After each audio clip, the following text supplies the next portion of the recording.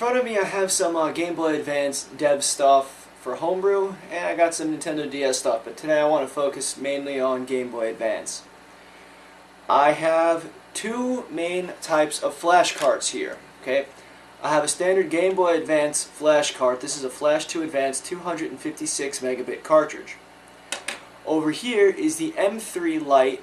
Well, they call it a movie player, but what it does is this card actually uses really small trans flash SD cards, where I put my data on this card, insert it inside this Game Boy Advance cartridge, and then insert the cartridge inside the Game Boy Advance.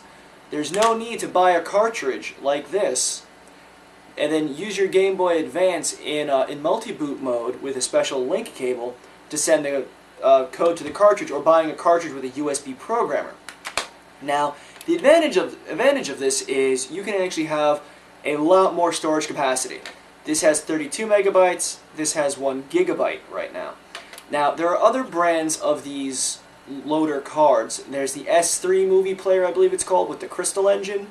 There's also just something called the Game Boy Advance movie player. In my opinion, the S3, or the Super card, is inferior. I think it's actually just a ripoff of the M3, as if they just kind of cloned it. I've heard a lot of bad things about the S3 and the Super card, because you have to go and patch ROMs for file systems and patch your SD card or your compact flash depending on what you're using.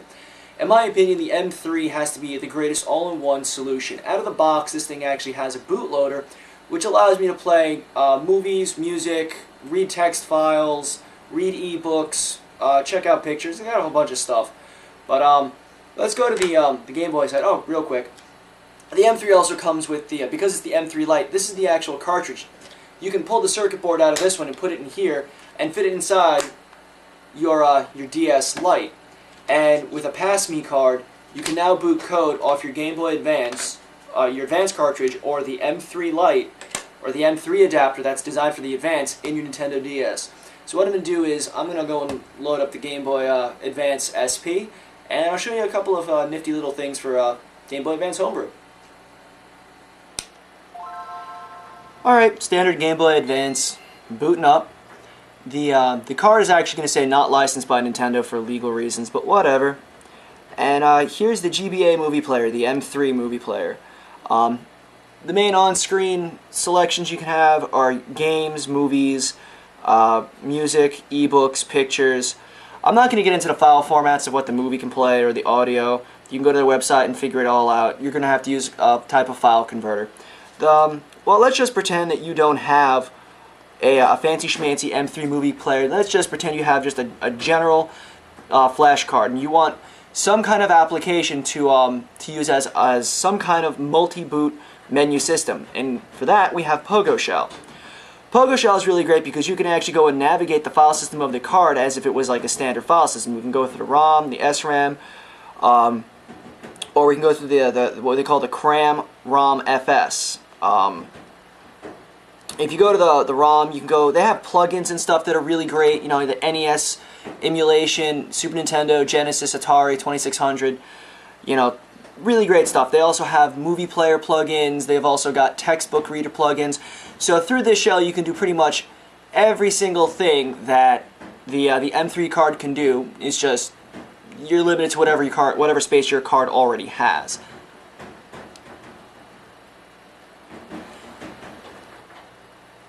We also have a movie player. There's an application that you can run on Windows, and it'll actually convert movie files into Game Boy media format. So here's a quick test run.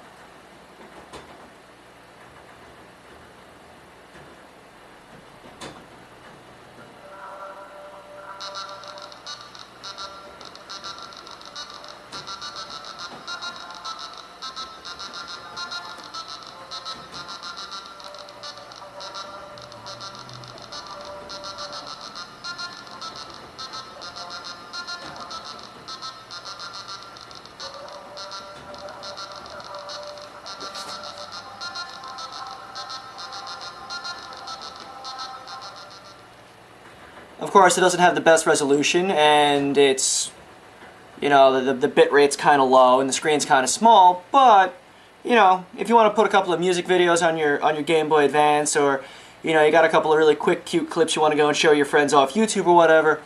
Alright, it's one more thing your Game Boy Advance can do. Next runner-up is what they call MP3 Advance. What it does is it allows you to play MP3s or converted music formats on your Game Boy Advance. Me, personally, I feel it's kind of foolish to have any kind of music on a Game Boy Advance without an appropriate shell like Pogo Shell. I think Pogo Shell has an MP3 player plugin, because this program, the Music Player Advanced, will actually, you'll have to convert all your MP3s. What I did with this one is I created a TTY terminal transmission, so I can use my Game Boy Advance to go and send predefined TTY terminal messages. So if you got a TTY terminal decoder, try it.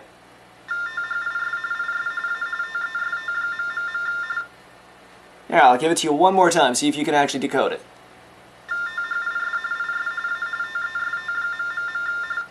And to be God honest, I have absolutely no idea what it says. This is actually a really old ROM from a very long time ago. As a lot of people know, I'm a big emulation fan, especially the NES. I love my NES hacking. I love my NES ROMs. Okay, NES emulator. Yay! You have to also understand that the screen resolution will not match, like an NES screen resolution will not match the Game Boy Advance, so there will be some artifacting.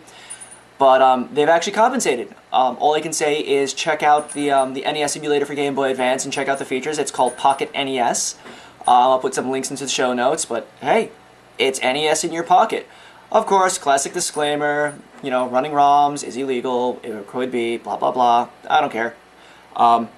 There's also Super Nintendo emulation, which, to be honest, is a little bit on the laughable side. It's more for novelty. It's very difficult to play, especially because you don't have enough buttons on the Game Boy Advance to, you know, no XY button. However, you can plug a you're loud. You can actually plug a Super Nintendo controller into your Game Boy Advance SP or Game Boy Advance serial port slot. Great, fun stuff. There's also other emulation like Atari 2600, Zilog, Z80, Genesis, TurboGrafx 16, I think. I mean, there's a whole bunch of emulation for the Game Boy Advance. The only thing I can say is, you know, choose your emulator and figure out which ones work best for you. Next on the list of fun, useful is the Game Boy Advance Picture Slideshow. It does quite that. It's a picture slideshow.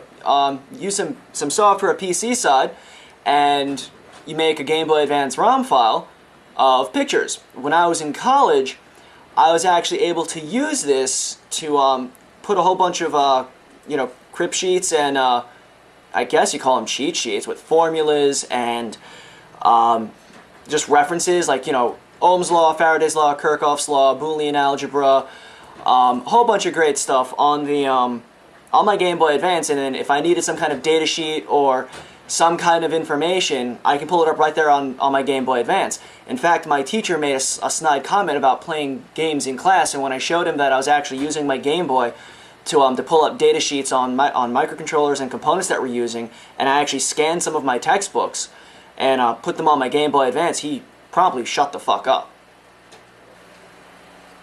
Well, there you have it, some general purpose Game Boy Advance homebrew. You got some really great stuff. Something I wasn't able to actually show you guys was the Game Boy Advance GPS.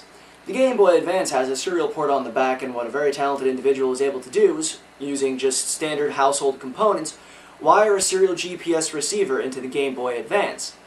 From there, he created a computer program that runs on Windows. I think it's Windows only, sorry everyone.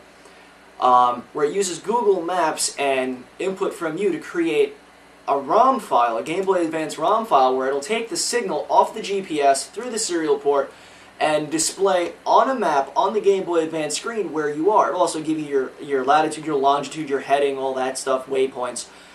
I think that's pretty interesting because a lot of us will have some kind of GPS unit, whether it's USB or serial. USB ones do have a serial connection on them somewhere. You just have to go and kind of get in there.